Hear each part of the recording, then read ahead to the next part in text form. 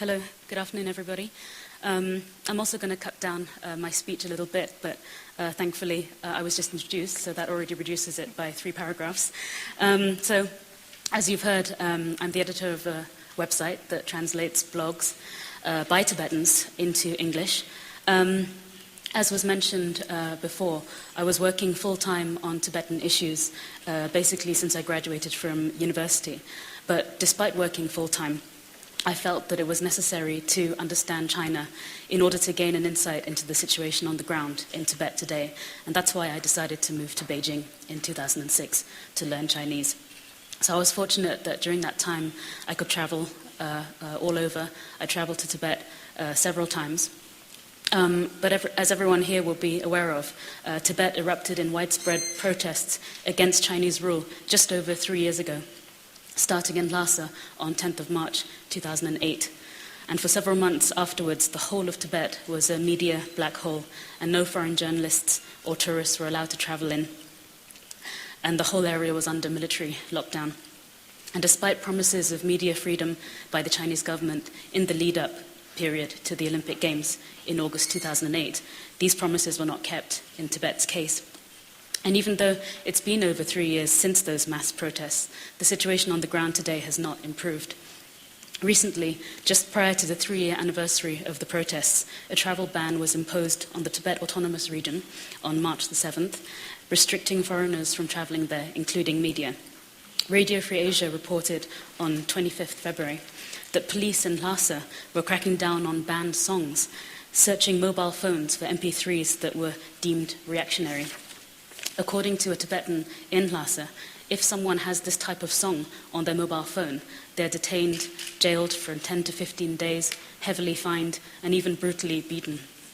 Despite this fierce crackdown all over Tibet, the protests haven't stopped, and Tibetans continued to protest to voice their grievances throughout 2009 and 2010 against specific issues. For example, in May 2009, a peaceful protest by Tibetans in Kanze prefecture of Sichuan province against the construction of a hydroelectric dam leading to displacement of tens of thousands of local Tibetans was forcibly broken up by police with 6 people injured. In August 2010, at least 4 Tibetans were killed and 30 injured when police officers opened fire on a crowd outside the Payul County government offices in Kanze prefecture. Local Tibetans there were protesting the expansion of a gold mining operation damaging to the environment. And most recently, in October 2010, thousands of students in eastern Tibet took to the streets in support of Tibetan language against a new policy that would increase Chinese language medium teaching and undermine Tibetan language study. Since 2008, Tibetans have faced severe punishment for merely exercising their right to freedom of expression.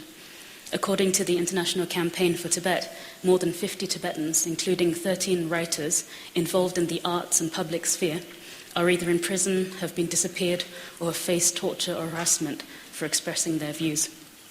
Under the circumstances, Tibetans today are finding new ways to assert their identity and resist passively, such as refusing to celebrate Losar, Tibetan New Year, in 2009, out of respect to all of those who lost their lives in 2008. Tibetans are also engaged in strategic non-violent resistance. There's a new movement called Lhaka, which is currently underway. Lhaka literally translates as White Wednesday, and it's considered an auspicious day as it's the sole day of His Holiness, the Dalai Lama. A growing number of Tibetans are making a special effort to wear traditional clothes, speak Tibetan, eat in Tibetan restaurants, and buy from Tibetan-owned businesses every Wednesday. So my work today with High Peaks Pure Earth is dedicated to supporting Tibetan voices from inside Tibet and the People's Republic of China. Tibetans are fully capable of speaking for themselves, and their voices are often eloquent, extremely courageous. And it's important for these voices to be heard, represented, and amplified. New media has afforded many new opportunities for communication and exchange between Tibetans and the outside world, but this is not without risk. Blogs, social networking sites, microblogs, SMS, these are all being used by Tibetans as a forum of expression. And the most well-known figure for using these new technologies is the Tibetan writer and poet and blogger Wurse. We regularly translate her blog on High Peaks Pure Earth, and she's really a rare Tibetan voice because she's coming directly out of the PRC today. She's using her overseas hosted blog and social media such as Twitter through a proxy to make the true feelings and situation of Tibetans known today. And for this, she has been placed under house arrest. She's been harassed by the police several times, and her blogs, Skype, email, and Twitter have been hacked several times by Chinese nationalists. The Chinese government fear free exchange between their citizens, and especially between Tibetans. So it's no coincidence that prior to March the 10th last week, a prominent Tibetan social networking site, My Potala, was inaccessible suddenly, along with Tibetan language blog hosting sites Tubumnet and Sangdo. And these sites are still down today. Finally, I'd like to draw attention to the following cases of human rights violations related to freedom of expression.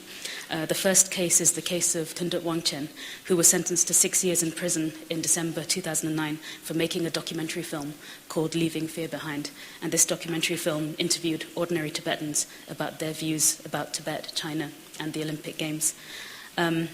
The second case is of two men, Wang Du and Mingma Tundup, who were both NGO workers, and they were accused in 2008 of collecting intelligence concerning the security and interests of the state and providing it to the Dalai clique. Prior to and following the March 14th incident, Wang Du received a life sentence and Mingma Tundup a sentence of 14 years. And the last case is the case of Lindsay Wongwa, who's a female writer from eastern Tibet. The exact charges against her are not known, but she was convicted and sentenced to 5 years in prison in November 2008 for passing news through the phone and internet about the situation in Tibet to the outside world. Thank you. Thank you, Dechen.